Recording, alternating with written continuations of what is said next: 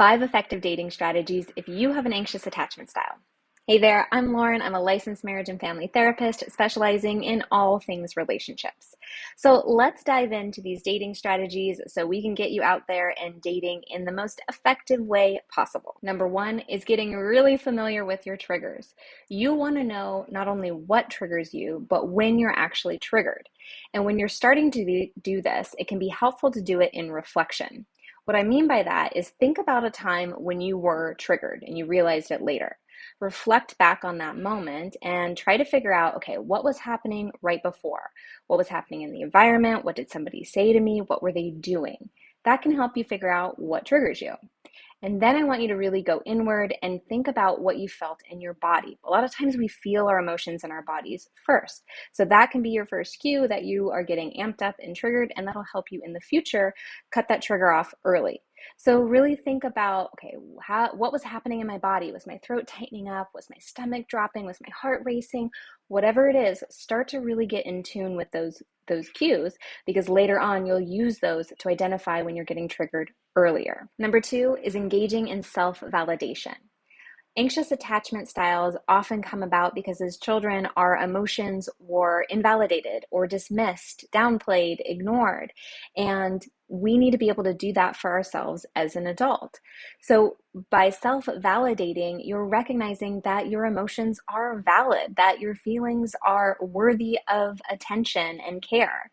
It can be reminding yourself, I have needs, I'm not needy. So being able to talk to yourself and validate whatever emotions that you're feeling. Because remember, feelings are never wrong. And also reminding yourself that you are more than your attachment style. Your attachment style is not something that makes you toxic or broken. It's something that you developed as a strategy to get through your environment growing up. It's actually adaptive. It may not be serving you in the ways that it did as a kid, which is why we're trying to do different things to develop a secure attachment, but it's not something that's inherently bad or negative. So reminding yourself of that. Number 3 is asking for your needs. Practicing communicating what you need, and that closeness, intimacy, and talking about emotions is important to you. And this is something you can do and should do even if it's early on in dating. It doesn't mean that you have to say, well, we have to jump right into the vulnerability deep end. But if saying that closeness and connection and spending time together, talking about emotions is important to you, because this will help you weed out people who are not interested in talking about emotions. And that's not somebody that you want to be partnered with, because you're going to be constantly chasing for your needs to be met of closeness, intimacy, and you can really get into that anxious avoidant cycle that you want to avoid. Number 4 is practicing sitting with your emotions before you jump to a conclusion or before you take action. A lot of times people with an anxious attachment style will assume that some sort of behavior or phrase means, well, they're done with me, they're going to leave me, I'm going to be all alone, and they jump to that really anxious space. So instead of jumping there, take a moment and really let yourself sit in the feeling and take a look at what was actually happening. Slow yourself down so you can really get a sense of, okay, is this stuff that's coming from my past? Is this what's really happening now? And you can sort through all of it rather than jumping to that anxious space. Now, this, of course, takes practice.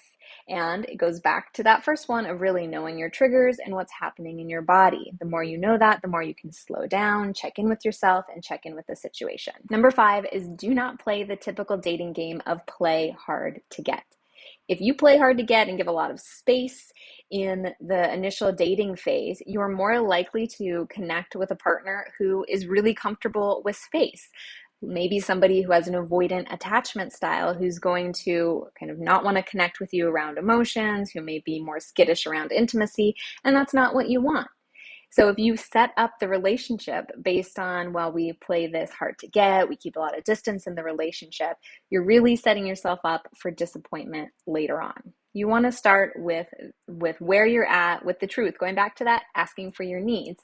You want to start with closeness and intimacy. Of course, that's going to look different at the beginning of dating versus how you date further on. So we want to make it appropriate. But just keeping in mind, if there's a lot of distance in the beginning, it may not be something that's going to change in the relationship. And is that really what you want? No, you want closeness and connection. There you have it. 10 effective strategies to utilize while dating if you have an anxious attachment style. Let me know if you try any of these out or if you have any others to add that you've found helpful. If you have an anxious attachment style, leave those in the comments below. And be sure to subscribe and follow along for more content on relationships, dating, attachment, intergenerational trauma, all that good stuff that I love to nerd out on.